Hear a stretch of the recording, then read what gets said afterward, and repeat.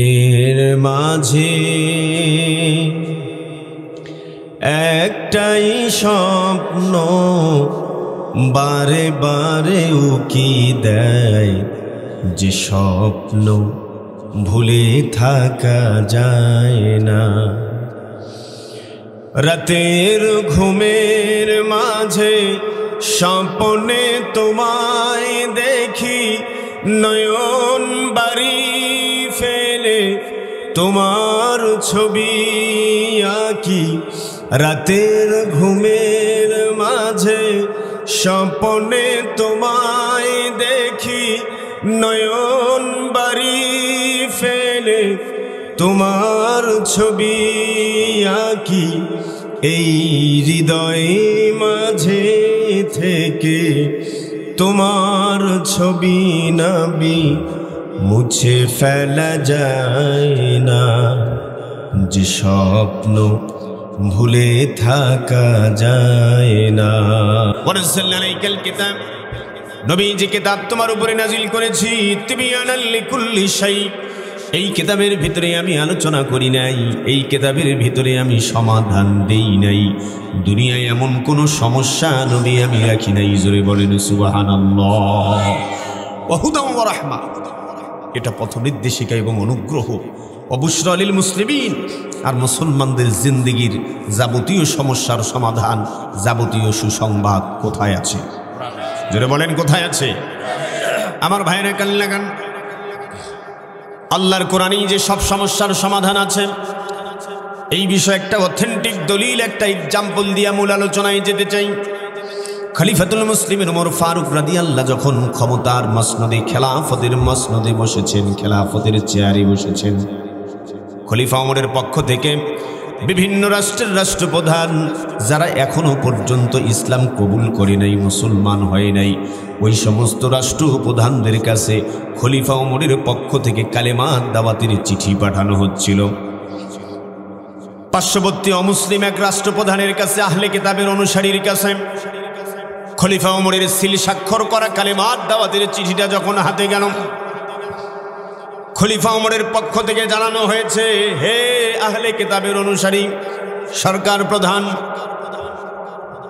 তুমি যদি আমার নবীর কালেমার দাওয়াত গ্রহণ করো, ইসলামের কাছে যদি সারেন্ডার করো, তাহলে নিরাপত্তা পাবে, তোমার জানমালের নিরাপত্তার দায়িত্ব আমরা নিয়ে নেব। আর যদি বিদ্রোহ করো, তাহলে যুদ্ধের জন্য প্রস্তুতি নিতে হবে, ওমরের বাহিনীর সাথে সর্বাত্মক লড়াইয়ের প্রস্তুতি তোমাকে নিতে হবে। বিশ্বাস করেন মুসলমান,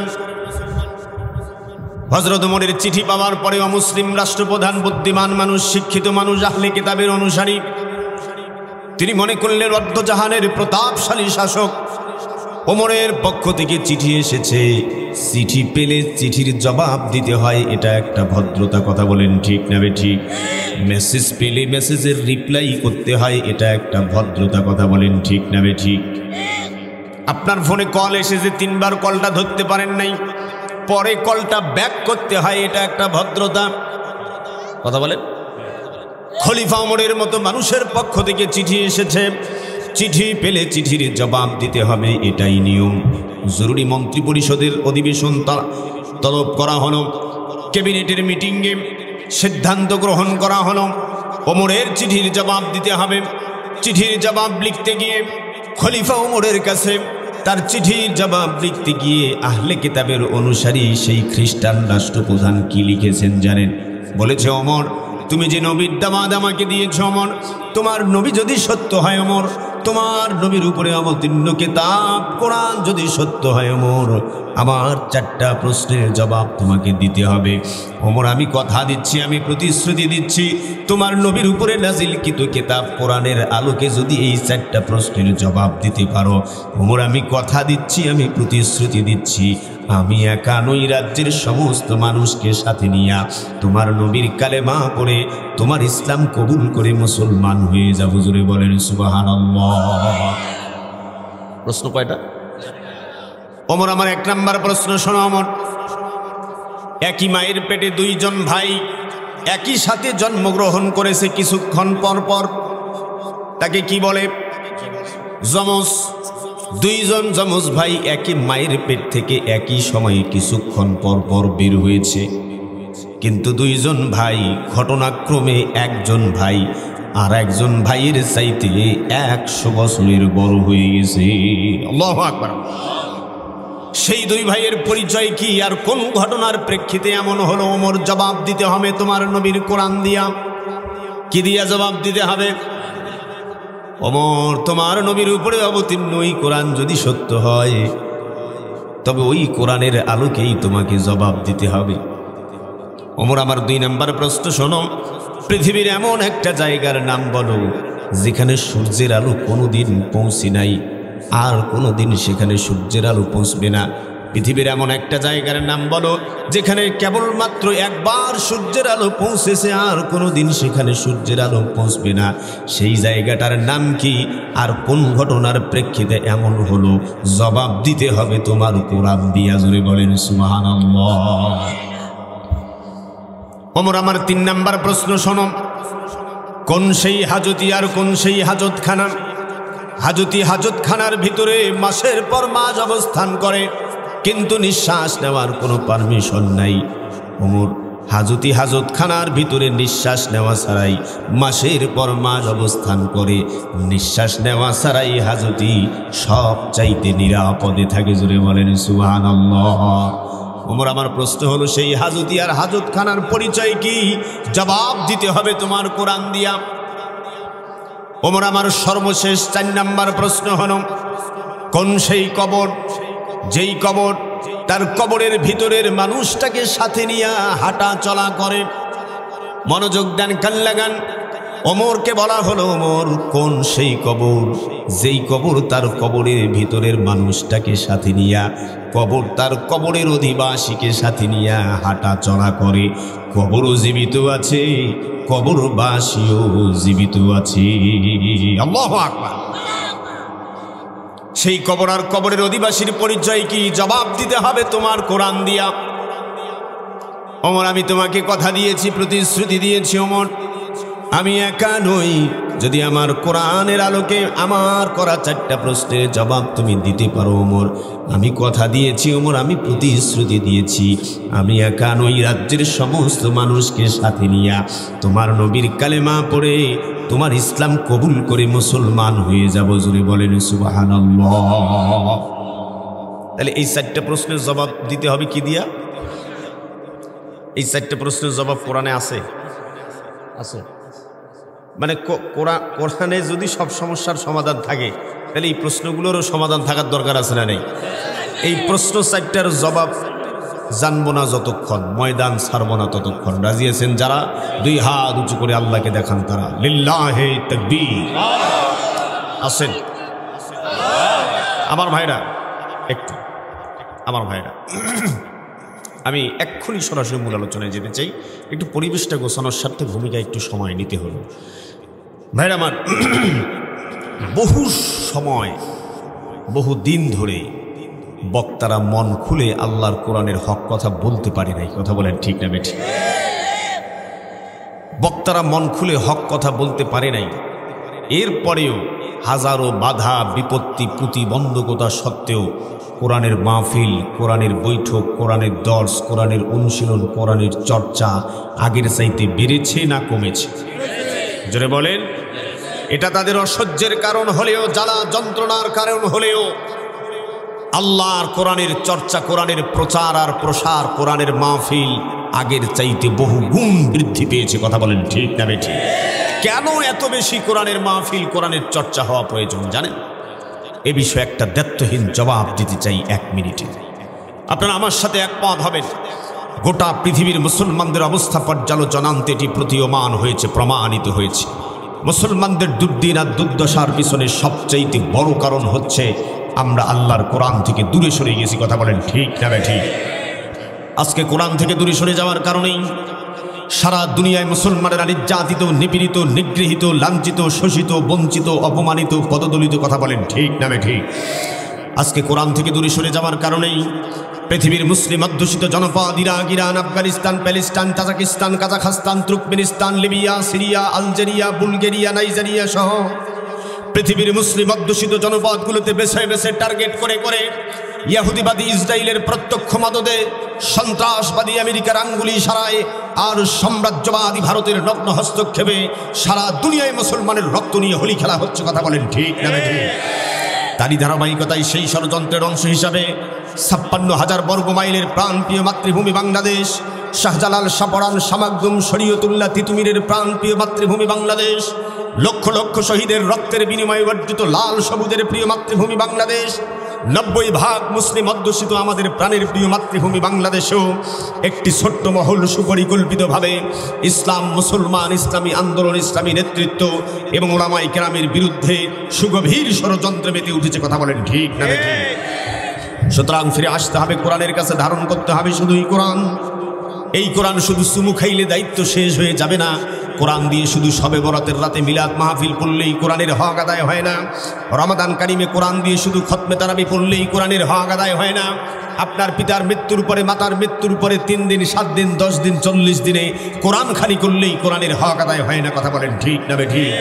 কারণ কোরআনে কারিমের বিধান প্রতিষ্ঠার জন্য আমাদের প্রিয় নবী, বিশ্বনবী, মানবতার বন্ধু মুহাম্মদুর রাসূলুল্লাহ সাল্লাল্লাহু আলাইহি ওয়াসাল্লাম শিয়াবে আবু তালিবে 3 বছর কারারুদ্ধ থেকে মানবেতর জীবনযাপন করেছেন মুসলমান। কথা বলতে হবে ঠিক না ঠিক? এই কোরআনের বিধান প্রতিষ্ঠার জন্য প্রিয় নবী তায়েফে পাথরের আঘাতে জর্জরিত হয়েছেন। এই কোরআনের বিধান প্রতিষ্ঠার জন্য আসহাবে কেরাম কাতরে জীবন দিয়েছেন। এই কোরআনের বিধান প্রতিষ্ঠার জন্য আইম্মায়ে কেরাম জীবন দিয়েছেন। এই কোরআনের বিধান প্রতিষ্ঠার জন্য আমাদের ইমামদের ইমাম ইমামে আজম আবু হানিফা রাহিমাহুল্লাহ জেলখানায় ধুকে ধুকে শহীদ হয়েছেন। কথা বলতে হবে ঠিক না ঠিক? শুধু তাই নয়, মুসলমান, এই কোরআনের বিধান প্রতিষ্ঠার জন্য সৈয়দ কুতুব শহীদ হয়েছেন। এই কোরআনের বিধান প্রতিষ্ঠার জন্য শহীদ হাসানুল বান্না জীবন দিয়েছেন। এই কোরআনের বিধান প্রতিষ্ঠার জন্য শহীদ মাওলানা মতিউর রহমান নিজামী, শহীদ আলী আহসান মোহাম্মদ মুজাহিদ, শহীদ আব্দুল কাদের মোল্লা সহ বিশ্বব্যাপী ইসলামী আন্দোলনের নেতারা একের পর এক হাসি মুখে ফাঁসির মঞ্চকে বরণ করেছেন। কথা বলতে হবে ঠিক না ঠিক? শুধু তাই নয়, কয়রার বিপ্লবী জনতা, শুধু তাই নয়, বেদগাছির বিপ্লবী জনতা, তৌহিদি জনতা এই কোরআনের বিধান প্রতিষ্ঠার জন্যই, এই কোরআনের বিধান প্রতিষ্ঠার জন্যই কোরআনের পাখি, যিনি 50টি বছর গোটা বিশ্বময় কোরআনের দাওয়াত দিয়েছেন, যার হাতে হাত রেখে অসংখ্য মুসলিম কালেমা পড়ে ইসলাম কবুল করে মুসলমান হয়েছেন, সেই কোরআনের পাখি আল্লামা দেলওয়ার হোসেন সাইদি কোরআনের বিধান প্রতিষ্ঠার আন্দোলনে নেতৃত্ব দেওয়ার অপরাধে বছরের পর বছর অন্ধকার কারা প্রকোষ্ঠে মানবেতর জীবনযাপন করে কোরআনের পাখি আল্লামা সাইদি কোরআনের জন্য শহীদ হয়ে দুনিয়া ছেড়ে চলে গেছে। কথা বলতে হবে ঠিক না ঠিক?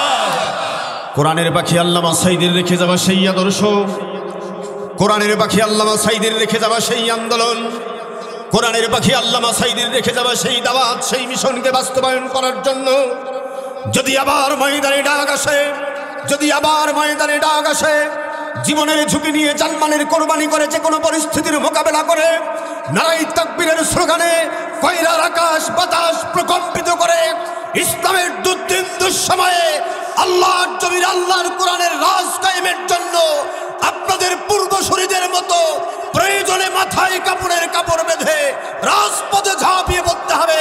কারা কারা রাজি আছেন? 2 হাত উঁচু করে আল্লাহকে দেখা।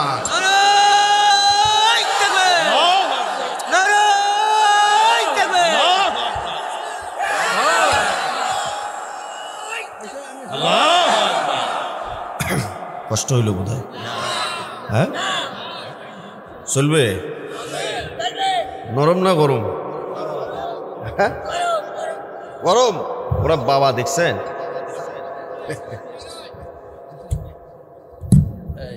আমার ভাইরা, বরকতময় কালামে হাকিমের সূরা আরাফ পাঠ করেছি। বলেন তো কোন সূরা? ভাই বলেন না কোন সূরা? সূরা আরাফ। বলেন তো কোন সূরা? আরাফ, আয়াত নম্বর 96। আয়াত নম্বর তেলাওয়াতকৃত আয়াতে কারিমার আলোকে আলোচনার জন্য অত্যন্ত মূল্যবান একটা বিষয় আমি ঠিক করেছি। মনোযোগ নাই আপনাদের? মেহমান আসছে বোধহয় নাকি? আচ্ছা শোনেন আমার ভাইরা, তেলাওয়াতকৃত আয়াতে কারিমার আলোকে আলোচনার জন্য অত্যন্ত মূল্যবান একটা বিষয় আমি ঠিক করেছি। আলোচনার বিষয় কি জানেন? আলোচনার বিষয় হলো ক্ষুধা দারিদ্রতা মুক্ত, সন্ত্রাস চাঁদাবাজ মুক্ত, বৈষম্য মুক্ত বাংলাদেশ গঠনের ফর্মুলা। আলহামদুলিল্লাহ বলেন। ক্ষুধা দারিদ্রতা মুক্ত, সন্ত্রাস চাঁদাবাজ মুক্ত, বৈষম্য মুক্ত বাংলাদেশ গঠনের জন্যই জুলাই আগস্টের আন্দোলনে আমাদের সন্তানেরা অকাতরে জীবন বিলিয়ে দিয়েছে। কথা বলেন ঠিক না বেঠিক?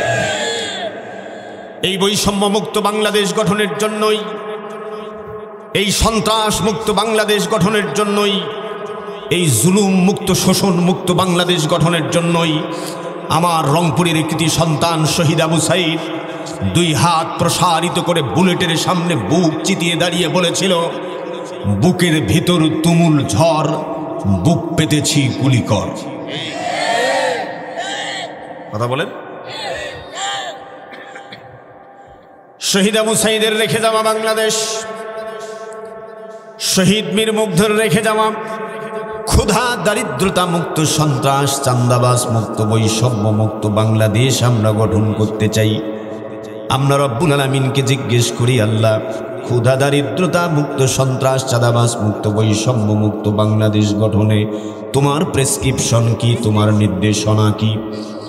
রব্বুল আলামিন গোটা কোরআনে কারিমে ক্ষুধা দারিদ্রতা মুক্ত, সন্ত্রাস চাঁদাবাজ মুক্ত, বৈষম্য মুক্ত বাংলাদেশ গঠনের জন্য মোটা দাগে 4 দফা কর্মসূচি ঘোষণা করেছেন। জোরে বলেন কয় দফা?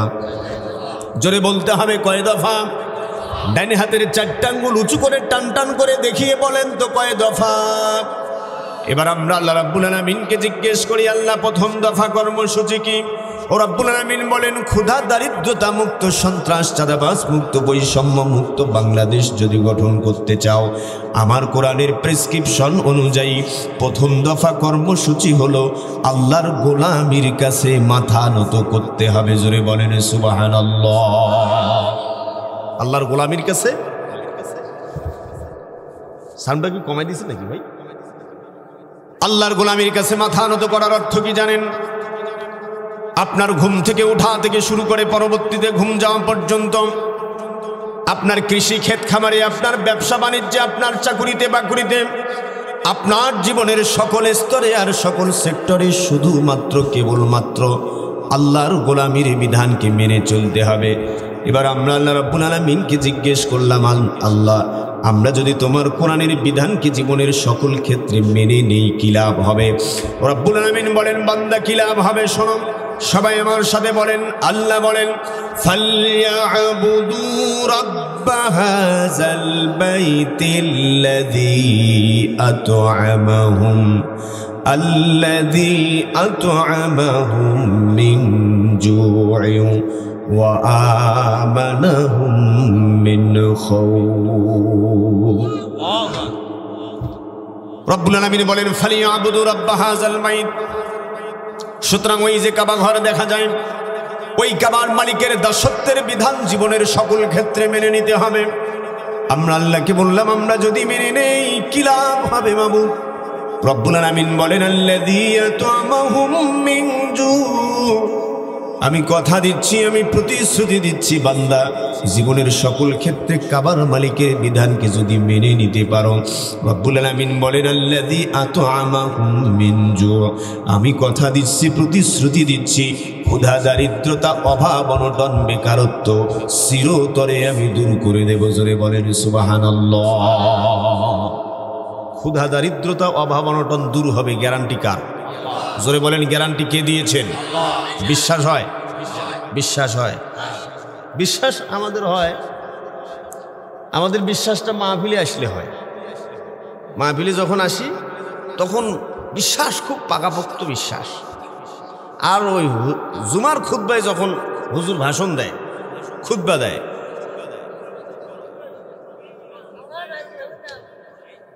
আচ্ছা ভাই ঠিক আছে বলছেন, হয়ে গেছে, এবার সবাই বলেন না, বাকিটা ওনারা চেষ্টা করেন, ঠিক আছে? আমার ভাইরা, জুমার খুতবায় হুজুর যখন ভাষণ দেয় আর এই মাহফিলের স্টেজে হুজুর যখন বক্তব্য দেয়, তখন আমাদের ঈমান খুব পাকাপোক্ত, বিশ্বাস খুব পাকাপোক্ত, ঠিক না ঠিক বলেন?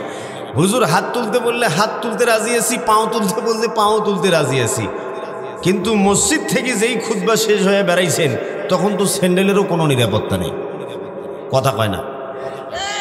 বিশ্বাস আছে আসলে? ক্ষুধা, দারিদ্রতা, অভাব, অনটন, বেকারত্ব চিরতরে দূর হবে আল্লাহর গোলামির বিধান যদি আমরা কায়েম করতে পারি। গ্যারান্টি কার? বিশ্বাসটা যেন পাকাপোক্ত হয়।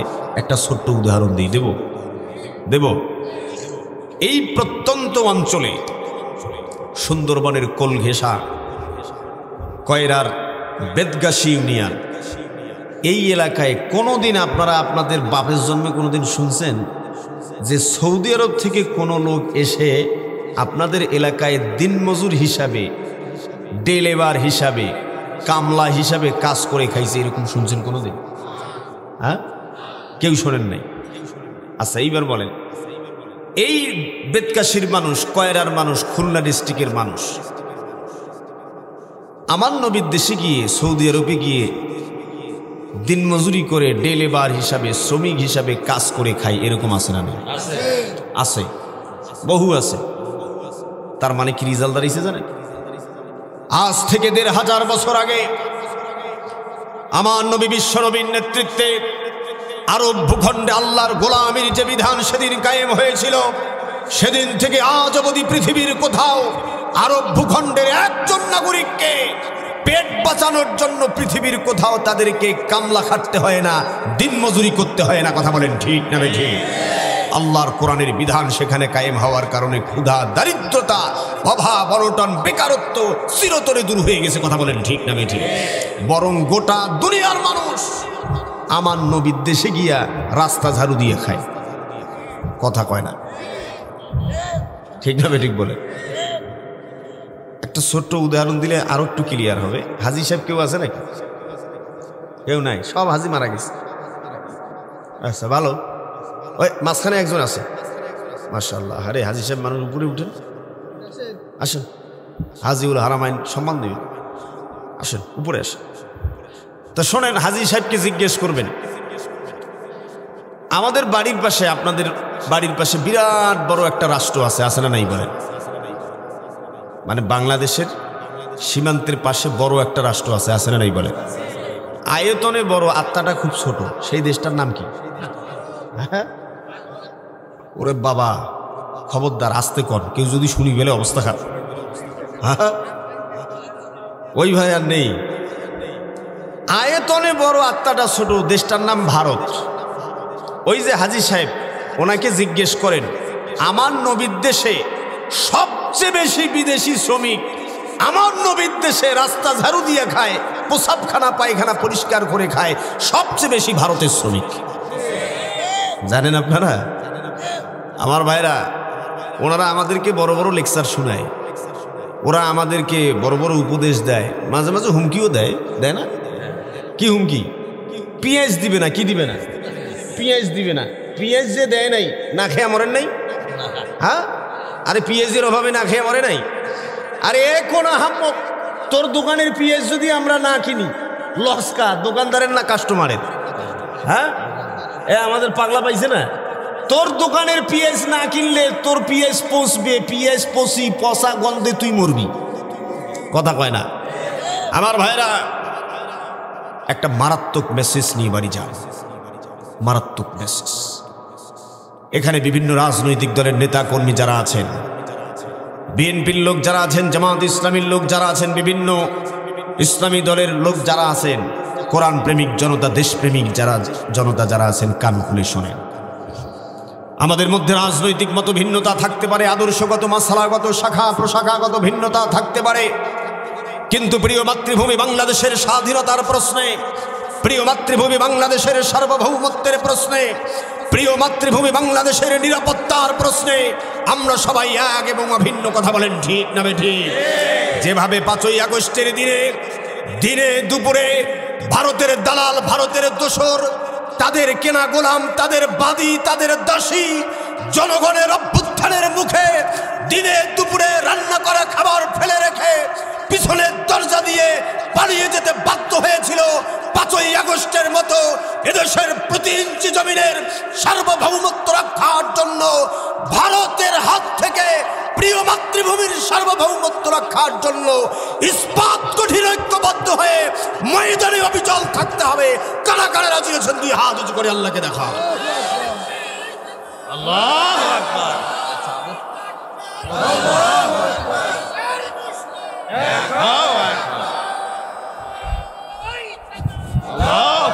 শোনেন, দেশের প্রশ্নে কোনো ছাড় নাই, কথা কয় না।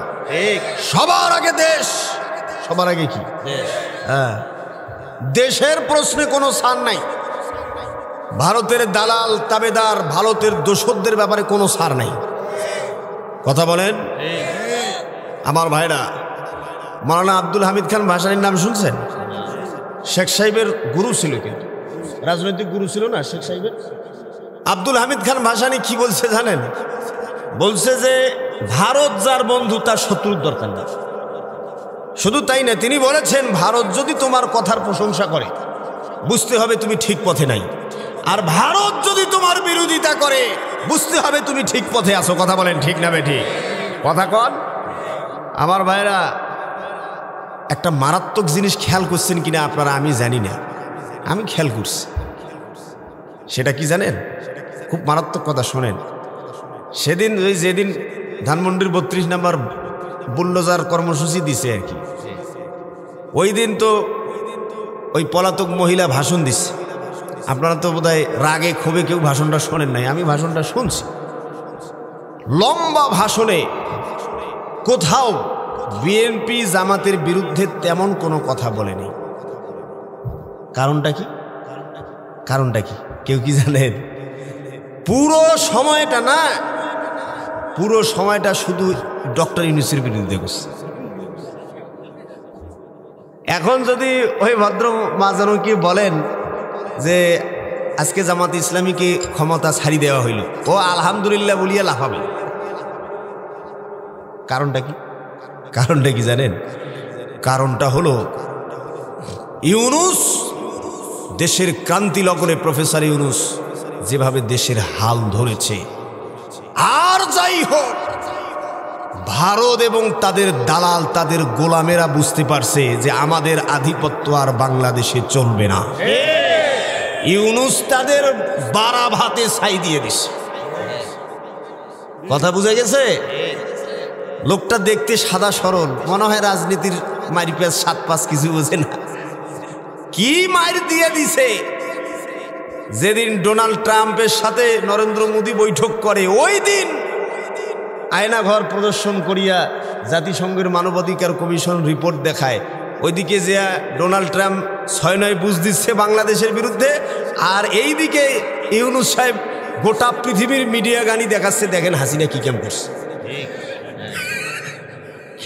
পাকা খেলোয়াড় কাকে বলে জানেন আমার ভাইরা? এই লোকটার আরো কিছুদিন থাকার দরকার আছে না নাই বলে? আমার ভাইরা শোনেন, প্রিয় মাতৃভূমি বাংলাদেশের সার্বভৌমত্বের প্রশ্নে অনেক ছাড় দিতে হবে আমাদেরকে।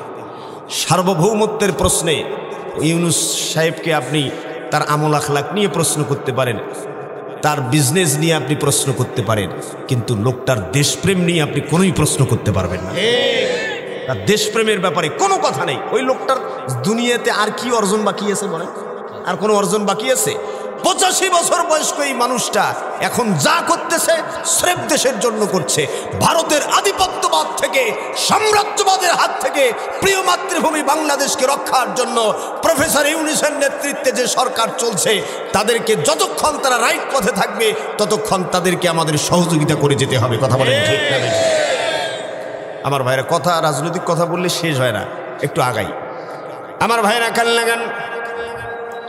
ক্ষুধা, দারিদ্রতা, অভাব, অনটন, বেকারত্ব চিরতরে দূর হবে, শুধু তাই নয়, রব্বুল আলামিন বলেন ওয়া আমানাহুম মিন খাউফ। টেকনাফ থেকে তেতুলিয়া, রূপসা থেকে পাথুরিয়া, হাজার হাজার কিলোমিটার পথ পাড়ি দিবে একজন সুন্দরী রমণী একাকিনী। একজন সুন্দরী রমণী একাকিনী হাজার হাজার কিলোমিটার পথ পাড়ি দিবে তার ইজ্জত আবরু নিয়া, তার সহায় সম্ভ্রম নিয়া। কোনো সন্ত্রাসী, কোনো চান্দাবাজ, কোনো টোকাই আমার মা আমার বোনের দিকে বাঁকা চোখে তাকাতে পারবে না। জোরে বলেন সুবহানাল্লাহ। ওয়া আমানাহুম মিন খাউফ। একটা ভীতিহীন নিরাপদ সমাজের গ্যারান্টি কে দিয়েছেন ভাই? জোরে বলেন, গ্যারান্টি কে দিয়েছে? আরে শান্তি কোথায় খোঁজেন? 53টা বছর শান্তির খুঁজে পাগল পারা হয়ে আজকে এই তন্ত্র, কালকে সেই তন্ত্র, আজকে কার্ল মার্কস, তারপরের দিন লেনিন, তারপরের দিন 72, তারপরের দিন 73-এর সংবিধান করে করে 53 বছর অতিবাহিত হয়েছে, কেউ শান্তি দিতে পারে নাই। আজকে 53 বছর পরে এসে দিবালোকের সূর্যের মতো স্পষ্টত প্রতীয়মান হয়েছে আল্লাহর কোরআনের সংবিধান ছাড়া দেশে কখনোই শান্তি আসবে না। কথা বলেন ঠিক না ঠিক? সুতরাং সব ঘোড়ার টিম দেখা শেষ, আগামীর বাংলাদেশ হবে আল্লাহর কোরআনের বাংলাদেশ। কথা বলেন ঠিক না ঠিক? আমার ভাইয়েরা কান লাগান,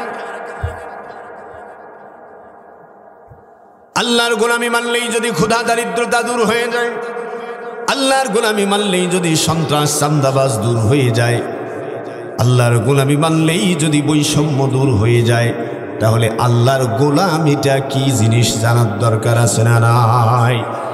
আল্লাহর গোলামি সম্পর্কে, আল্লাহর দিন সম্পর্কে, আল্লাহর ইবাদত সম্পর্কে আমাদের সবচাইতে বড় ভুল ধারণা কি জানেন? আল্লাহর ইবাদত সম্পর্কে আমাদের সবচাইতে বড় ভুল ধারণা হলো আল্লাহর গোলামি আর আল্লাহর ইবাদতকে আমরা মসজিদের চার দেয়ালের ভিতরে বন্দি করে রেখেছি। কথা বলেন ঠিক না বেঠিক? মানে যত ইবাদত সব মসজিদে, সব কোথায়? এইরকম একটা ধারণা আমাদের সমাজে আছে না নাই? ইবাদত কোথায়? শুধু মসজিদে নাকি মসজিদের বাইরেও? সব জায়গায়। কিন্তু আমরা ইবাদত বানাইছি মসজিদে। মসজিদের ভিতরে যেই কোরআন দিয়ে আপনি নামাজ আদায় করবেন, ওই কোরআনের সূরা দিয়াই আপনার জীবনের বাকি সমস্ত কাজ চাপ।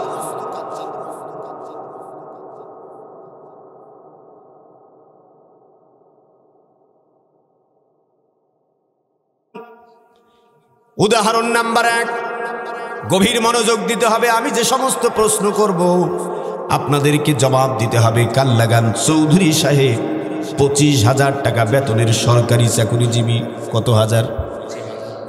25,000 টাকা তার প্রকৃত ইনকাম হলেও চৌধুরী সাহেবের 25,000-এর উপরে আউট ইনকাম আসে না নাই? ভদ্র সমাজে ওটাকে বলে আউট ইনকাম। কি ইনকাম? Out income. বলছে যে জামাইটা কি করে? বলছে জামাইটা বেতন কম হইলেও আউট ইনকাম আছে। কি ঠিক না বেঠিক? আছে না নাই? আছে। আসলে ওটা আউট ইনকাম না কি? ঘুষ। দেখছেন মাইগলাও ওয়াজ শিখছে রে আমার ভাইরা। আসলে ওটা কি আউট ইনকাম না ঘুষ? 25,000 টাকা বেতনের চাকরি করলেও ওই চৌধুরী সাহেব কি করেছে জানেন? খুলনা মহানগরীর, খুলনা শহরের নামকরা একটা প্রাইভেট স্কুলে তার ছেলে আর মেয়েকে পড়ায়। তাদের পিছনে মাসে খরচ হয় 50,000। কত হাজার? উনি আবার বেতন পায় 25,000। কত হাজার? বাঁচল কত? বাসে নাই? তবলিগ জামাতের লোকজনের পিড়াপিড়ির ঠেলায় বেচারা রমজান মাস সামনে আসছে, রোজা শুরু করছে। এক ওয়াক্ত নামাজ বাদ দেয় নাই, একটা রোজা ছাড়ে নাই। তারাবির নামাজ 20 রাকাতের জায়গায় কোনোদিনও 19 রাকাতও পড়ে নাই। আরে তারাবির নামাজ প্রথম দিন যেদিন পড়তে গেছে, যাবার পরে মসজিদে দেখে 2জন ছোট্ট ছোট্ট বাচ্চা হাফেজ খতম তারাবি পড়ায়। মসজিদের সভাপতিকে ডাক দিয়া বলে, ও সভাপতি সাহেব, 2জন হাফেজ রেখেছেন, তার মধ্যে একজনের হাদিয়া বাবদ যা লাগে আমি একলাই দিয়া দেব। মারহাবা বলেন। আহারে বেচারা চৌধুরী সাহেব, প্রচন্ড গরমের সময় তারাবি যখন শুরু হয়ে যায়, কারেন্ট তখন চলে যায়। ঠিক না ঠিক বলেন? কারেন্ট যখন চলে যায়, প্রচন্ড গরম সহ্য করতে না পেরে মুসল্লি থাকে না, পালায়। ম্যাক্সিমাম মুসল্লি পালায়। আমাদের এলাকার মুয়াজ্জিন বেচারাও মাঝে মাঝে চুপ করে পালায়। আমাকে মসজিদের কমিটির লোক একদিন বিচার দিছে, বলে হুজুর মুয়াজ্জিন কারেন্ট গেলে পালায়, কারেন্ট গেলে পালায়। আমি বলছি বাবারে, ওটার লোকেরও তো জীবন আছে নাকি বলেন? আমার ভাইয়েরা কাল লাগান, আপনাদের এলাকার মুয়াজ্জিন ভালো, আমাদের এলাকার মুয়াজ্জিন চুপ করেই পালায় যায়। এরপরে কি হয়েছে জানেন? সবাই মসজিদ থেকে পালায় গেলেও সভাপতি যদি পালায় যায়, কিন্তু 20 রাকাতের জায়গায় 19 রাকাত পড়িয়া কোনোদিন চৌধুরী পালায় নাই। কত বড় পরেশগাছ চিন্তা করেন।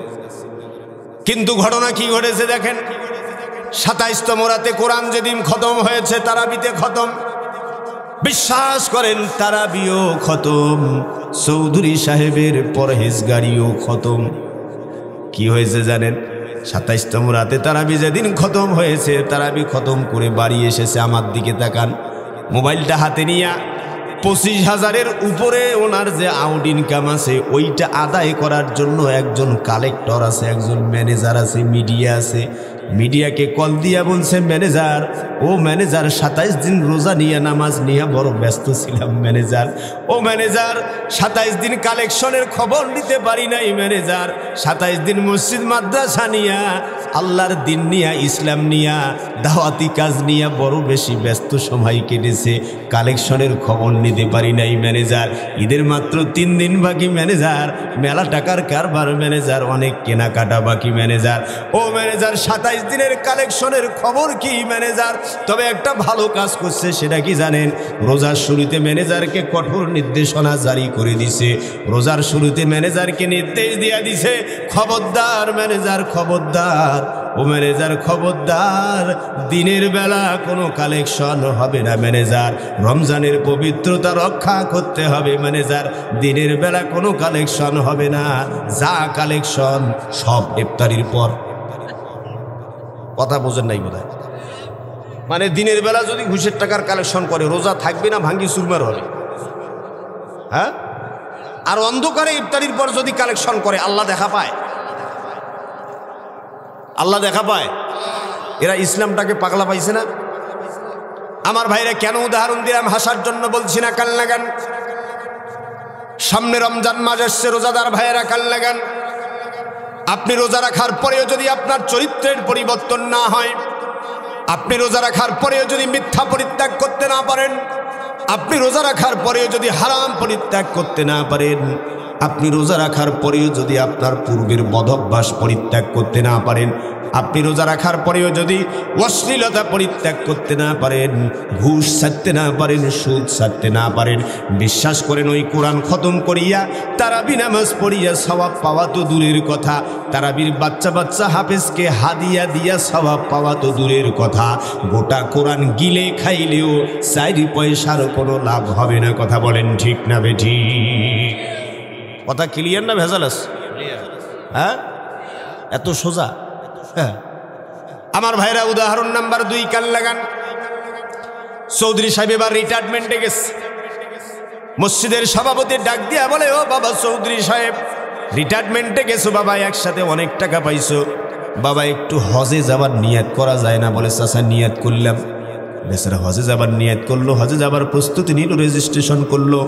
মসজিদের ইমাম সাহেব ডাক দিয়া বলে, চৌধুরী সাহেব, আর কয়েকদিন পরে হজে যাইবেন, মক্কা যাইবেন, জীবনের প্রথম হজ করতে, মরবেন না বাঁচবেন তার তো কোনো ঠিক ঠিকানা নাই। কথা বলেন ঠিক না বেঠিক? ও চৌধুরী সাহেব, যাবার আগে জমি জায়গাগুলা একটু ফায়সালা করে দিয়া যান, হয় কিনা বলেন? মানে চৌধুরীর জমিতে ভেজাল কম না বেশি? কথা কয় না। আরে যার জমি বেশি তার ভেজাল বেশি, যার জমি নেই তার ভেজাল। কথা কয়। আমার ভাইয়েরা শোনেন, এবার হজে যাবার 1 সপ্তাহ আগে বিরাট বড় মিলাদ মাহফিলের আয়োজন করেছে। হজে যাবার 1 সপ্তাহ আগে বড় বড় হুজুরদেরকে ডেকেছে, মেম্বার, চেয়ারম্যান, চৌকিদার, দাফাদার কাউকে বাদ দেয় নাই। বিএনপির লোককে ডাকছে, জামাতের লোককে ডাকছে, আত্মীয় স্বজন শুভাকাঙ্ক্ষী কাউকে বাদ দেয় নাই। বিরাট বড় মিলাদের আয়োজন করেছে, প্যান্ডেল টাঙ্গিয়া সবাইকে খাওয়া দাওয়ার আয়োজন করেছে।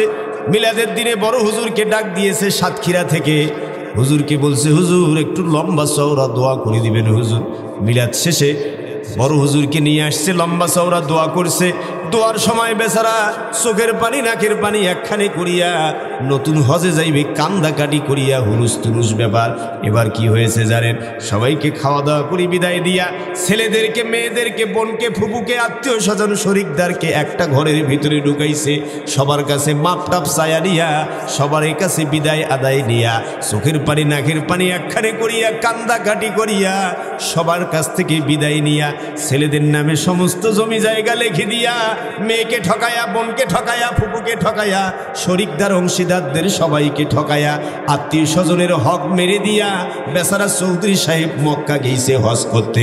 বিশ্বাস করেন আল্লাহর কোরআন সাক্ষী, যে বেচারা চৌধুরী সাহেব মেয়েকে ঠকাইছে, যে বেচারা চৌধুরী সাহেব বোনকে ঠকাইছে, যে বেচারা চৌধুরী সাহেব আত্মীয় স্বজনের হক মারি দিয়া মক্কা গেছে হজ করতে, বিশ্বাস করেন ওই চৌধুরী সাহেবের একটা, দুইটা, চারটা, পাঁচটা হজ নয়, জীবনে 100টা হজ করলেও একটা হজ তার কবুল হবে না। কথা বলেন ঠিক না বেঠিক? কথা ক্লিয়ার না ভেজাল আছে? হ্যাঁ, বিশ্বাস করেন। আপনি নামাজ পড়েন নাই, কবিরা গুনাহ করেছেন, তওবা করলে আল্লাহ চাইলে মাফ করতে পারবে। আজকের এই রজনী ক্ষমার রজনী, মহিমান্বিত রজনী। আপনি রোজা রাখেন নাই, তওবা করলে আল্লাহ মাফ করতে পারে। আপনি কবিরা গুনাহ করেছেন, খালেস ভাবে তওবা করেন, আল্লাহ মাফ করবে। কিন্তু ওই যে যার হক নষ্ট করেছেন, যে বোনকে ঠকিয়েছেন, যে মেয়েকে ঠকিয়েছেন, যে শরীকদার আত্মীয় স্বজনের হক নষ্ট করেছেন, বিশ্বাস করেন ওই লোকটা ক্ষমা না করলে আল্লাহ ক্ষমা করবে না। কথা বলেন ঠিক না বেঠিক? কথা ঠিক। মসজিদ কি শুধু ওই ইবাদত কি শুধু মসজিদে, শুধু মক্কা শরীফে? এত সোজা মনে করছে? আমার ভাইয়েরা কান্না কেন? উদাহরণ নাম্বার 3, চৌধুরী সাহেব এবার হজ থেকে ফিরে এসেছে। হজ থেকে ফিরে আসার পরে ধানের জমিতে ধান কাটার সময় যখন হয়েছে, আরে 10 জন দিন মজুর, 10 জন কামলা, আপনাদের এলাকায় কি বলে কামলাকে যেন জোন বলে না, হাজিরা, 10 জন লোককে হাজিরা লাগাইছে, জোন লাগাইছে। আরে কামলারা যখন, দিন মজুরিরা যখন সকালবেলা বাড়ির থেকে কাজের উদ্দেশ্যে বের হয়েছে, কামলার 5 বছরের ছেলেটা দিন মজুরকে ডাক দিয়া বলে, ও বাবা, চৌধুরীর ধানের খেতে কাজের উদ্দেশ্যে বের হয়েছ বাবা। ও বাবা, বহুদিন সাদা ধবধবে ব্রয়লার মুরগি চোখে দেখি না বাবা। ও বাবা, যখন কাজ শেষ করে বেতকাশি বাজারে যাবা, ঘড়িয়ালের বাজারে যাবা বাবা, আসার সময়, কাজ শেষ করে আসার সময় অন্তত একটা সাদা ধবধবে ব্রয়লার মুরগি কিনে নিয়ে এসো বাবা। বাবা, যদি ব্রয়লার মুরগি না পাও অন্তত একটা পাঙ্গাস মাছ হলেও কিনে নিয়ে আসো। আরে গরিব মানুষ, তাদের আশা কম, তাদের স্বপ্ন ছোট। কথা বলেন ঠিক না বেঠিক? কলিজার টুকরা ওই দিনমজুরের সন্তানেরা পথ পানে চেয়ে আছে। বাবা সন্ধ্যাবেলা মাছ নিয়ে আসবে, ব্রয়লার মুরগি নিয়ে আসবে, মা রান্না করবে, তারপর খেয়ে বাচ্চা ঘুমিয়ে যাবে। 10 জন কামলা কাজ শেষ করেছে পরন্ত বিকালবেলা। কাজ শেষ করার পরে চৌধুরীর লম্বা গেট, চৌধুরীর লোহার গেট ধাক্কা দেয়। দীর্ঘক্ষণ নক করার পরে চৌধুরী সাহেব বের হয়েছে, নতুন হাজী সাহেব। চৌধুরী সাহেব বের হবার পরে বলে, বাবারে কি খবর, এত ধাক্কা ধাক্কি কেন? বলে, চৌধুরী সাহেব দ্রুত টাকা দেন, খরচ করিয়া বাড়িতে নিয়ে যেতে হবে। বলে, বাবা টাকা তো এখন খুচরা নাই, ওই ঘড়িয়ালের বাজারে, বেতকাশির বাজারে আসো। সন্ধ্যার সময় বেতকাশি বাজারের কেন্দ্রীয় মসজিদের সামনে 10 জন দিনমজুর ব্যাগ নিয়ে অপেক্ষায় আছে। এই বুঝি নতুন হাজী সাহেব, চৌধুরী সাহেব আসবে। বিশ্বাস করেন, বাজারের বাড়ি ইউসুফ আলাইহিস সালাম যখন বললেন আমার একটা মাত্র শর্ত আছে, মিশরের বাদশা বললেন, কি এমন শর্ত জানতে চাই? আল্লাহর পয়গম্বর ইউসুফ আলাইহিস সালাম মিশরের বাদশাকে সেদিন যে শর্ত দিয়েছিলেন, আল্লাহ তাআলার কাছে সেই শর্ত এত পছন্দনীয় হয়েছে, আজও পর্যন্ত কোরআনে কারিমের সূরা ইউসুফে আল্লাহ তাআলা ইউসুফ আলাইহিস সালামের সেই শর্ত কোট করে রেখেছেন। জোরে বলেন সুবহানাল্লাহ। কি শর্ত দিয়েছিলেন আল্লাহর নবী ইউসুফ আলাইহিস সালাম? কান লাগিয়ে শোনেন। আল্লাহ বলেন, আমার নবী ইউসুফ বলেছিল, ক্বালা জাআলনি আলা খাযাইনিল আরদি ইন্নী হাফিজুন আলীম। পয়গম্বর বললেন, ক্বালা জাআলনি আলা খাযাইনিল আরদ। পয়গম্বর বললেন, মিশরকে আমি সহযোগিতা করতে চাই, শর্ত মাত্র একটা। জোরে বলেন, কয়টা? কি শর্ত জানেন? পয়গম্বর ইউসুফ আলাইহিস সালাম বললেন, ইজআলনি আলা খাযাইনিল আরদ, আমি সহযোগিতা করতে চাই, তবে অর্থমন্ত্রীর দায়িত্বটা আমি ইউসুফকে দিতে হবে। আল্লাহু আকবার বলেন।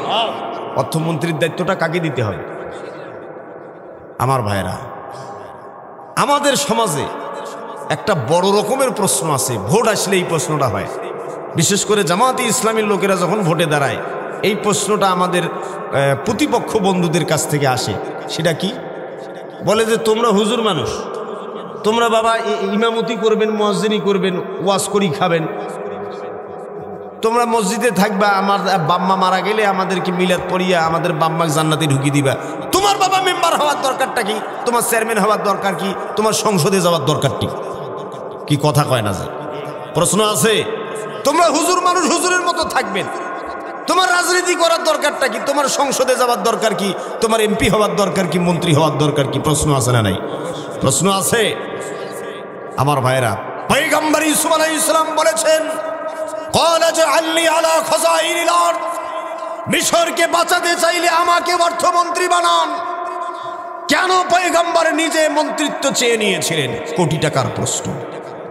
তাফসীর ইবনে কাসির, হাফিজ ইমামউদ্দিন ইবনে কাসির রাহিমাহুল্লাহ বলেন, আল্লাহর নবী ইউসুফ আলাইহিস সালাম বুঝতে পেরেছিলেন ভয়ানক দুর্ভিক্ষের কবল থেকে মিশরকে যদি বাঁচাতে হয় তাহলে সৎ এবং যোগ্য লোকের এই চেয়ারে বসা জরুরি। কথা বলেন ঠিক না বেঠিক? আমার ভাইয়ের, আল্লাহর পয়গম্বর ইউসুফ আলাইহিস সালামের নেতৃত্বে গোটা জাতি, গোটা মিশর সেদিন যেমন দুর্যোগ দুর্ভিক্ষের কবল থেকে মুক্তি পেয়েছিল, পয়গম্বর ইউসুফ আলাইহিস সালামের সুযোগ্য নেতৃত্বে, সৎ এবং যোগ্য লোকদের নেতৃত্বে মিশর যেমন ক্ষুধা, দারিদ্রতা, কষ্ট, ক্লেশের কবল থেকে মুক্তি পেয়েছিল। আমরা দৃঢ়ভাবে বিশ্বাস করি প্রিয় মাতৃভূমি বাংলাদেশে আল্লাহর পয়গম্বর ইউসুফের উত্তরসূরি, কোরআনের পাখিদের উত্তরসূরি আলেম ওলামাদেরকে, সৎ যোগ্য খোদাভীরু লোকদেরকে যদি আমরা এই চেয়ারে যদি বসাতে পারি, অসৎ অযোগ্য দুর্নীতিপরায়ণ লোকদেরকে অপসারণ করে সৎ যোগ্য লোকদের নেতৃত্ব যদি কায়েম করতে পারি, মিশর সেদিন যেমন দুর্যোগ দুর্ভিক্ষের কবল থেকে মুক্তি পেয়েছে, প্রিয় মাতৃভূমি বাংলাদেশ সকল দুর্যোগ দুর্ভিক্ষ, ক্ষুধা, দারিদ্রতার কবল থেকে চিরদিনের মতো মুক্তি পাবে। কথা বলেন ঠিক না বেঠিক? সুতরাং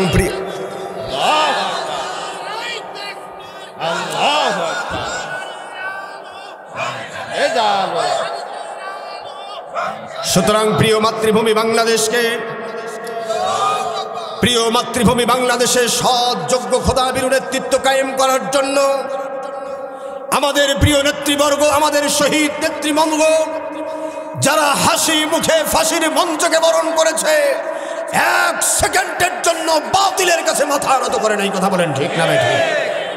এই সৎ যোগ্য খোদাভীরু নেতৃত্ব কায়েম করার জন্য অপরাধ কি জানেন? আপনারা জানেন গোটা জাতির কাছে তারা আমাদের নেতৃবৃন্দকে যুদ্ধ অপরাধী, মানবতা বিরোধী অপরাধী সাজানোর চেষ্টা করেছিল।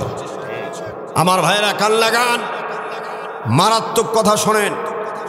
কি অপরাধ মাওলানা মতিউর রহমান নিজামীর, কি অপরাধ শহীদ নেতৃবৃন্দের। 2 জন মন্ত্রী ছিল 5 বছরে 2 টাকার দুর্নীতি তাদের বিরুদ্ধে প্রমাণ করা তো দূরের কথা, অভিযোগও দায়ের করতে পারে নাই। এ ভাই, কি কথা ঠিক না বেঠিক? আপনি তাকে রাজাকার বলতে পারেন, যুদ্ধ অপরাধের নাটক মঞ্চস্থ করতে পারেন, কিন্তু মতিউর রহমান নিজামীর বিরুদ্ধে 2 টাকার দুর্নীতির অভিযোগ তার শত্রুরাও দায়ের করতে পারে নাই। কি কথা ঠিক না বেঠিক? এটা কত বড় বিজয় আপনি কল্পনা করতে পারেন? এই দৃশ্য দেখার পরে আধিপত্যবাদী শক্তি, সাম্রাজ্যবাদী শক্তি ওদের মাথা খারাপ হয়ে গেছে। ওরে বাবারে বাবা, এইরকম লোক যদি সব জায়গায় সব চেয়ারে বসে তাহলে তো আমাদের ভাত নষ্ট হয়ে যাবে। কথা কয় না? অপরাধ তাদের একটাই, তারা কেন দুর্নীতি করলো না? সবাই খায়, ওরা কেন খাইলো না? কথা বলেন ঠিক না বেঠিক? সবাই খায়, তারা কেন খেলো? তাদেরকে পুরস্কৃত করার দরকার ছিল।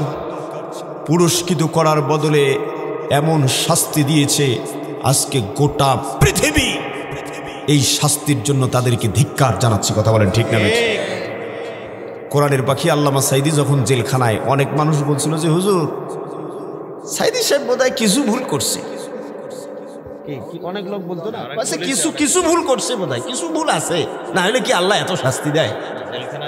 না হলে জেলখানায় যায়, না হলে জেল থেকে বের হইতো না, আল্লাহ সাহায্য তার উপরে আসতো না। এগুলো কথা বলতো কিনা বলে? বলতো কিছু ভুল আছে, নেতাদের কিছু ভুল আছে। শোনেন আমার ভাইরা, ওয়াতিলকাল আইয়ামু নুদাবিলুহা বাইনান নাস, একটা সময় তারা যেটা করে গেছে, কালের পরিক্রমায় যে গর্ত তারা খুঁড়েছিল ওই গর্তে তারাই পড়েছে। যে ট্রাইব্যুনাল, ক্যাঙ্গারু ট্রাইব্যুনাল, অবৈধ ট্রাইব্যুনাল আমাদের নেতৃবৃন্দকে ফাঁসি দেওয়ার উদ্দেশ্যে তৈরি করেছিল, ওই ট্রাইব্যুনালে আমাদের পক্ষের আইনজীবী যিনি ছিল, আরে অ্যাডভোকেট তাজুল ইসলামের নাম শুনুন ভাই, কি হয়েছে দেখছেন আজকে, দেখছেন আরে আল্লাহর খেলা কাকে বলে। সেই ট্রাইব্যুনালের আমাদের পক্ষের আইনজীবী তিনি এখন রাষ্ট্রপক্ষের প্রধান প্রসিকিউটর। আল্লাহু আকবার। খেলা কিভাবে উল্টে চিন্তা করে। আমার ভাইরা, এই লোকগুলোকে পুরস্কৃত করার দরকার ছিল, অথচ কি করেছেন, এমন শাস্তি দিয়ে। আরে ভাই, শহীদ মীর কাসেম আলী বাংলাদেশের অর্থনীতিতে যে কয়েকজন মানুষের অসামান্য অবদান আছে তার মধ্যে একজন মীর কাসেম আলী। যা উপার্জন করেছে গোটা জাতির জন্য করেছে। এই ইবনে সিনা, এই ইসলামী ব্যাংক, দিগন্ত মিডিয়া কর্পোরেশন, এরপরে সেই জাহাজ কোম্পানি, কি বলে, কেয়ারি জিন্দাবাদ, এরকম অসংখ্য প্রতিষ্ঠান তৈরি করেছে। আজকে ইসলামী ব্যাংকে কত মানুষ চাকরি করি খায় না আমাদের সন্তানেরা, ইবনে সিনায় কত মানুষ চাকরি। আরে ভাই, ওই লোকটাকে এর চেয়ে মর্মান্তিক বেদনা বিধুর ইতিহাস আর কি হতে পারে। ওই লোকটাকে যেদিন ফাঁসি দেওয়া হচ্ছে তার 2 দিন আগে তার একমাত্র ছেলেকে গুম করে ফেলেছে। আরে ছেলেটা যখন, ছেলেটাকে, তার ব্যারিস্টার ছেলে, তার বাবা মামলা লড়ে, তার ব্যারিস্টার ছেলে তার বাবার মামলা লড়ে। ফাঁসি দেওয়ার 2 দিন আগে ছেলেকে গুম করে ফেলছে। টেনে হেসড়ে যখন বাড়ির থেকে নিয়ে যায়, শহীদ মীর কাসেম আলীর ছোট্ট ছোট্ট নাতনিগুলো যখন বাবাকে নিয়ে যেতে দেখতেছে, টেনে হেসড়ে জোর করে যখন নিয়ে যায়, তখন তার ছোট্ট মেয়েটা বাবার জুতাগুলো ধরে পিছনে পিছনে দৌড়ায়, বলে, বাবা তুমি তো জুতা পরে যাও, বাবা জুতাটা নিয়ে যাও। টানতে টানতে শহীদ মীর কাসেম আলীর ছেলে, একমাত্র ছেলে ব্যারিস্টার আরমানকে নিয়ে যাচ্ছে। আহারে, 8 বছর একটা রুমের ভিতরে তাকে রেখেছে, একটা রুমের ভিতরে। যেদিন ব্যারিস্টার আরমান বের হয়েছে, আজকে সেই ভিডিওটা ভাইরাল হয়েছে, সে কালকে একটা টেলিভিশন টক শোতে ব্যারিস্টার আরমান বলেছে, যেদিন আমি বের হয়েছি তাকে আয়নাঘর থেকে নিয়ে এসেছে, নিয়ে আসার পরে একটা জঙ্গলের মধ্যে ছেড়ে দিছি। ঢাকা শহরের ভিতরেই একটা নির্জন এলাকায় ফজরের আগে আগে তাকে গাড়িতে, মানে প্রাইভেট কারে শোয়াইছে, তার উপর 2 জন চেপে বসছে যেন কেউ কিচ্ছু দেখতে না পারে। এসে ওখানে চোখ বাঁধা অবস্থায় ছেড়ে দিছে। বলছে যে তুমি এতদিন কোথায় ছিলে? বলছে আমি কিচ্ছু জানি না। বলছে আমরা কারা? বলছে আমি কিচ্ছু জানি না। বলছে ঠিক আছে, কেউ জিজ্ঞেস করলে এই কথাই বলবা।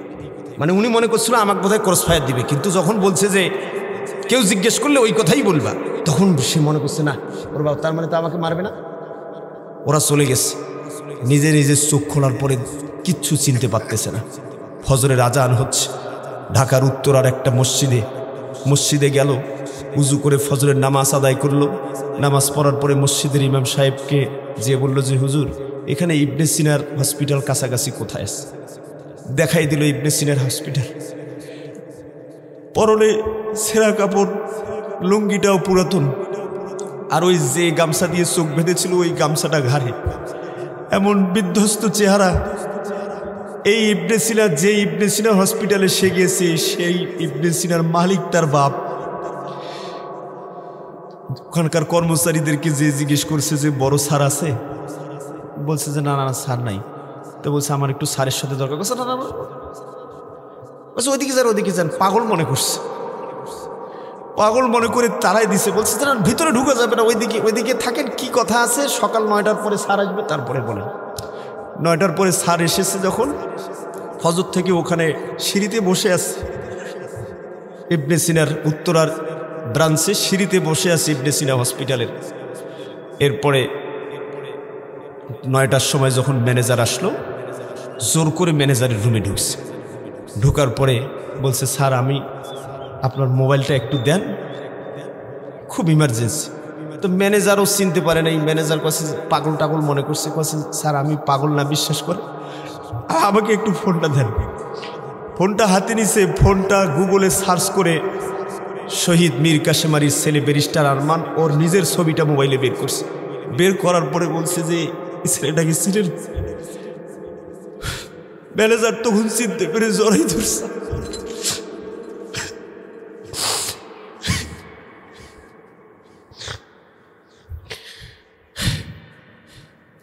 তার বাপের প্রতিষ্ঠান, তার বাপ সারা দেশে এই প্রতিষ্ঠান তৈরি করেছে, আর সেই প্রতিষ্ঠানে তাকে কেউ চিনতে পারছিল না, চেহারার কি অবস্থা করেছিল। তার মাকে ফোন দিয়ে বলছে যে হসপিটালে আসেন তাড়াতাড়ি। ওর মা ভয়ে যাচ্ছিল না, তার মা তার স্ত্রী ভয়ে যাচ্ছিল না, মনে করছে যে লাশ বোধহয় নিয়ে আসছে। বলছে লাশ আসে নাই, আরমান ফিরে আসছে। আল্লাহু আকবার। ওহ, এত জুলুম, এত নিপীড়ন। বিশ্বাস করেন আমাদের নেতৃবৃন্দ, তাদের অপরাধ একটাই, তারা সৎ যোগ্য খোদাভীরু নেতৃত্ব কায়েমের মাধ্যমে এখানে আল্লাহর গোলামির বিধান কায়েম করতে চেয়েছিল। কথা বলেন ঠিক না ঠিক? এক একটা ইতিহাস, এক একটা জুলুমের ইতিহাস। আরে ভাই, এই চোখের পানি, হে মাজলুমের আত্মনাদ আহাজারি। 5ই আগস্টের দিনেও আমাদের এলাকার অনেক হোমরা সোমরা সকালবেলাও ও লিস্ট করতেছে মানুষের নামে, কে কে মিছিলে গেছিল সকালেও লিস্ট করতেছে। হ্যাঁ, বিকালে আর খুঁজি পাওয়া যায় নাই। আমাকে ফোন দিয়ে বসে, মামা আমার বাড়িটা একটু রক্ষা করেন মামা। কথা বোঝেন নাই? এই যে চোখের পানি, আমরা বলেছিলাম আগের মাহফিলগুলোতে, আমরা সতর্ক করেছিলাম জালেমদের উদ্দেশ্যে। কোরআনের পাখির রাত জাগা তাহাজ্জুদের জায়নামাজ ভেজা চোখের পানি, আয়না ঘরের ওই মাজলুমের চোখের পানি, শহীদ জননীর আত্মনাদ আহাজারি, এই চোখের পানি বিষ বাষ্প হয়ে হাসিনার তক্তে তাউসকে তছনছ করে দিবে। তখন তারা এটা বিশ্বাস করতে পারে না। এই কথা বলেন ঠিক না ঠিক? পৃথিবীর কোন জালেম তাদের ক্ষমতাকে চিরস্থায়ী করতে পারেনি। ভবিষ্যতে যদি কেউ জুলুমতন্ত্র কায়েম করতে চান, হাসিনার ফেসিবাদের পতন হওয়ার এই ঘটনা থেকে শিক্ষা নিন। আগের যুগ শেষ হয়ে গেছে, ফেসিবাদের কবর রচিত হয়েছে। বাংলাদেশে আগামী দিনে ফেসিবাদের নাম নিশানাও থাকবে না। কথা বলেন ঠিক না ঠিক? ওই 32 নম্বর ফেসিবাদের আতুর ঘর বাংলাদেশের বিপ্লবী জনতা মাটির সাথে মিশিয়ে দিয়েছে। অনেকে কান্দাকাটি শুরু করছে, কাছে কি দরকার ছিল? ফেসিবাদের নাম নিশানা বাংলাদেশে থাকবে না। কারণ যদি নাম নিশানা থাকে একদিন না একদিন ফিরে আসবে। ঠিক না ঠিক? নিশ্চিহ্ন করে দিতে হবে। কেন করতে হবে? বিপ্লবের সিস্টেম হচ্ছে যারা বিজয়ী হয় পরাজিতদেরকে নিশ্চিহ্ন করতে হয়, না হলে হ্যাঁ কে ঠিক না বেটে বীজ রাখা যাবে। ওই যে বিপ্লব হয়েছে সিরিয়ায়, শোনেন নাই কি ঘটনা ঘটছে ভাই? মাত্র কয়েকদিনের ব্যবধানে খালি 3 দিন করে বিচার করছে, ফাঁসি দিচ্ছে। 3 দিনের ব্যবধানে বিচার করছে, ফাঁসি দিচ্ছে, বিচার করছে, ফাঁসি দিচ্ছে, বেদার শেষ। আর আমাদের যত কান্দাকাটি শুরু হয়ে গেছে, কাছে কি দরকার অমুক তমুক নানান কাণ্ড কারখানা। শোনেন, আওয়ামী লীগ কোন রাজনৈতিক দল নয়। কথা ঠিক না বেঠিক? এই পয়েন্টে গোটা জাতিকে একমত হতে হবে। ভারতের রয়ের এজেন্ডাবাহী একটা সংগঠন, একটা উগ্রবাদী সংগঠন, একটা জঙ্গিবাদী সংগঠন, আধিপত্যবাদের দোসরদের দ্বারা পরিচালিত একটা সন্ত্রাসী সংগঠন কখনোই রাজনৈতিক দলের মর্যাদা পেতে পারে না। কথা বলেন ঠিক না বেঠিক? আগামী দিনে আমাদের সিদ্ধান্ত হলো বাংলাদেশে হয় আমরা থাকবো, না হয় ফেসিবাদ থাকবে। কথা ঠিক? ফেসিবাদের সাথে আপোষ করে শহীদের রক্তের সাথে বেঈমানি করতে দেওয়া হবে না। ছোট্ট ছোট্ট বাচ্চা ছেলেদের রক্তের বিনিময়ে আমরা যে স্বাধীনতা পেয়েছি, ওই স্বাধীনতা আবার বিক্রি করব? এত সোজা? খবরদার, যারা ফেসিবাদকে পুনর্বাসনের চেষ্টা করছেন, ভারতের সাথে হাত মিলিয়ে তাদের দালাল দোসরদেরকে পুনর্বাসিত করার নানা ছলাকলা কৌশল অবলম্বন করছেন, তাদের উদ্দেশ্যে আমাদের পরিষ্কার বক্তব্য, আমাদের দায়িত্বহীন বক্তব্য। আমার শহীদ আবু সাঈদ জীবন দিয়েছে, মীর মুগ্ধ জীবন দিয়েছে, শহীদ ফয়সাল শান্ত জীবন দিয়েছে, কোটি কোটি তরুণ তরুণ জনতা এদেশের প্রতি ইঞ্চি জমিনের রক্ষা কবচ হয়ে বুকের তাজা খুনকে জমিনে ঢেলে দিবে। ফ্যাসিবাদকে পুনর্বাসন করতে দেওয়া হবে না, হবে না, হবে না। কথা ক্লিয়ার, ঠিক না বেঠি?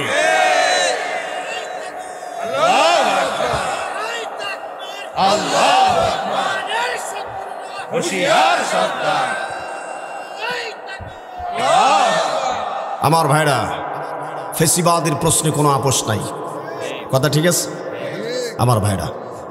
সুতরাং 2 নম্বর কর্মসূচি বলেছিলাম, সৎ, যোগ্য এবং খোদাভীরু নেতৃত্ব কায়েম করতে হবে। কথা বলেন ঠিক না বেঠি? আমার ভাইরা কাল লাগান। 3 নম্বর কর্মসূচি হল গোটা জাতিকে যাবতীয় সংকটের হাত থেকে যদি মুক্ত করতে হয়, গোটা জাতিকে আল্লাহর পরিকল্পনার উপরে আস্থা এবং বিশ্বাস রাখতে হবে। কথা বলেন ঠিক না বেঠি? আল্লাহর পরিকল্পনার উপরে পরিপূর্ণ আস্থা বিশ্বাস রাখতে হবে। কেন জানেন? প্রত্যেকটা ঘটনার পিছনে আলাদা একটা ঘটনা থাকে, প্রত্যেকটা ঘটনার পিছনে আল্লাহর আলাদা একটা মাস্টার প্ল্যান থাকে। ওই যে গণজাগরণ মঞ্চে ডাক্তার ইমরানের সরকার, আপনারা ভুলে গেছেন বোধহয়, ভুলছেন? ইমরানের সরকার যদি বলে সকাল 7টায় পতাকা উঠবে, তা সারা দেশে পতাকা ওরে। কথা বলেন ঠিক না বেঠিক? বলে আজ 1 লক্ষ মোমবাতি জ্বলবে, তো 1 লাখ মোমবাতি জ্বলবে। সে যা বলতো তাই হইতো। আরে আমরা এইটা দেখি কিছু সময়ের জন্য হতাশ হয়ে গিয়েছিলাম। ইসলামী রাজনীতি যারা করে তারা ভেবেছিল আমাদের বোধহয় আর মাথা উঁচু করে দাঁড়ানো হবে না। বিশ্বাস করেন, বিশ্বাস করেন, ওই ফেসিবাদের পদধ্বনি শুরু হয়েছিল সেই দিন গণজাগরণ মঞ্চের ডাক্তার ইমরানের সরকারের নেতৃত্বে। ওই ফেসিবাদ সেদিন কায়েম হয়েছিল। ওইটাকে নিঃশেষ করার জন্য আল্লাহ হেফাজতকে রাস্তায় নামিয়ে দিয়েছিল। কথা বলেন ঠিক না বেঠি? গণজাগরণ মঞ্চকে ট্যাকেল দিছে আল্লাহ হেফাজত নামায়া। কথা বলেন ঠিক না বেঠিক? আমার ভাইরা, আল্লাহর প্রত্যেকটা ঘটনার পিছনে আল্লাহর আলাদা মাস্টার প্ল্যান আছে না নাই? আল্লাহর পয়গম্বর মুসা আলাইহিস সালাম, 2 মিনিটে আলোচনা শেষ করতে চাই, প্রধান বক্তা এক্ষুনি চলে আসবে, কান লাগান। পয়গম্বর মুসা আলাইহিস সালাম পিছনে ধাওয়া করেছেন ফেরাউনের হেলমেট বাহিনী, ফ্যাসিস্ট ফেরাউনের সন্ত্রাসীরা আল্লাহর পয়গম্বর মুসা এবং তার বাহিনীকে যখন ধাওয়া করেছেন, দৌড়াতে দৌড়াতে একটা পর্যায়ে পয়গম্বর মুসা আলাইহিস সালাম সমুদ্রের তীরে এসে যখন দাঁড়িয়েছেন, সামনে মহাসমুদ্র, পিছনে যেদিকে 2 চোখ যায় ফ্যাসিস্ট ফেরাউনের বাহিনী অস্ত্র গুছিয়ে আছে। সামনে যেদিকে 2 চোখ যায় পানি আর পানি, পানি আর পানি, অকুল দরিয়া, কোনো কুল কিনারা নাই। আর পিছনে তাকিয়ে দেখে ফ্যাসিস্ট ফেরাউনের বাহিনী চতুর্দিক থেকে র্যাব, পুলিশ, বিজিবি ঘেরাও করে ফেললে যেই অবস্থা, ওই অবস্থা হয়েছে। চতুর্দিক থেকে মুসার বাহিনী আক্রান্ত হয়েছে। কথা বলেন ঠিক না বেঠিক? এই অবস্থা হওয়ার পরে আল্লাহর পয়গম্বর মুসা আলাইহিস সালাম এবং তার সঙ্গী সাথীরা সামান্য সময়ের জন্য হতাশ হয়ে গিয়েছিলেন। মুসার সাথীরা হতাশ হয়ে মুসাকে কি বলা শুরু করেছে জানেন? কালামে পাকের সূরা শুআরার 61 বা 63 নম্বর আয়াতে আল্লাহ ঘটনা উল্লেখ করে বলেছেন, ফালাম্মা তারা আল জামান ক্বালা আসহাবু মূসা ইন্না লামুদরাকুন। মুসার সাথীরা বলো, ক্বালা আসহাবু মূসা ইন্না লামুদরাকুন, ও মুসা আমরা তো চতুর্দিক থেকে আক্রান্ত হয়ে গেলাম। মুসা, চতুর্দিক থেকে র্যাব, পুলিশ, বিজিবি ঘেরাও করে ফেললে, যৌথ বাহিনী ঘেরাও করে ফেললে যেই অবস্থা হয় সেই অবস্থা। মুসা, তোমার আল্লাহ নাকি নির্দেশ দিয়ে আমাদেরকে আন্দোলনে নামাইছে, তোমার আল্লাহ নাকি নির্দেশ দিয়ে আমাদেরকে মিছিলে নামাইছে। ও মুসা, আমরা তো ইন্না লামুদরাকুন, আমরা তো ঘেরাও হয়ে গেলাম, আমরা তো আক্রান্ত হয়ে গেলাম। ও মুসা, আমাদেরকে বিপদে ফেলে তোমার আল্লাহ গেল কোথায়? তোমার আল্লাহ ঘুমাইছে নাকি? তোমার আল্লাহ পালাইছে নাকি? নাউজুবিল্লাহ বলেন। ও মুসা, আমাদেরকে বেকায়দায় রেখে তোমার আল্লাহ কোথায়? তোমার আল্লাহর সাহায্য কোথায়?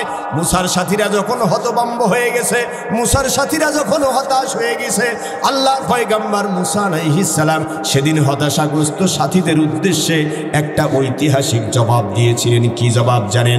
আমার একটা কথাও যদি মনে না থাকে, কয়রার বিপ্লবী জনতা আল্লাহর পয়গম্বর মুসা আলাইহিস সালামের ওই জবাবটা শুনে বাড়ি যাবেন। আল্লাহর পয়গম্বর মুসা আলাইহিস সালামের জবাবটা মুখস্থ করে আজকে বাড়িতে যাবেন। পয়গম্বর মুসা আলাইহিস সালাম কি জবাব দিয়েছিলেন জানেন? হতাশাগ্রস্ত সাথীদের উদ্দেশ্যে আল্লাহর পয়গম্বর মুসা আলাইহিস সালাম জবাব দিলেন, ক্বালা কাল্লা ইন্না মাইয়া রাব্বী সায়াহদিন। পয়গম্বর কি জবাব দিয়েছেন জানেন? পয়গম্বর বললেন ক্বালা কাল্লা। যারা আরবি ব্যাকরণ জানেন তারা খুব ভালো বুঝতে পারবেন কাল্লা গান। পয়গম্বর মুসা আলাইহিস সালাম বললেন ক্বালা কাল্লা, কখনো নয়, কখনো নয়। মানে তোমরা যা ভাবছো তা ঠিক নয়। মানে আমার আল্লাহ আমাদেরকে বেকায়দায় রেখে পালিয়ে যায় না। আমাদের আল্লাহ আমাদেরকে মুসিবতে রেখে তামাশা দেখে না। আমাদের আল্লাহ আমাদেরকে আন্দোলনে নামাই দিয়া আল্লাহ চুপচাপ দেখে না। কথা বলেন ঠিক না বেঠিক? অনেক মানুষ আমরা হতাশ হয়ে গিয়েছিলাম, অনেক মানুষ আমরা হাল ছেড়ে দিয়েছিলাম, অনেক মানুষ আমরা দল পাল্টে ফেলছিলাম। কথা কয় না? রাতারাতি পার্টি পরিবর্তন করে ফেলেছে। যেমন 5ই আগস্টের পরে অনেক মানুষ আরে বড় বড় ভাইটাল নেতা রাতারাতি দল চেঞ্জ করে ফেলছে। আছে না নাই বলেন? নাই, পরিচয় নাই, ফেসবুকের সব আগের হিস্টোরি সব ডিলিট মারি দিছে দিয়া এখন জিয়ার সৈনিক, না হলে অন্য কারো সৈনিক। ঠিক না বেরিক বলে? আমার ভাইরা কান লাগান।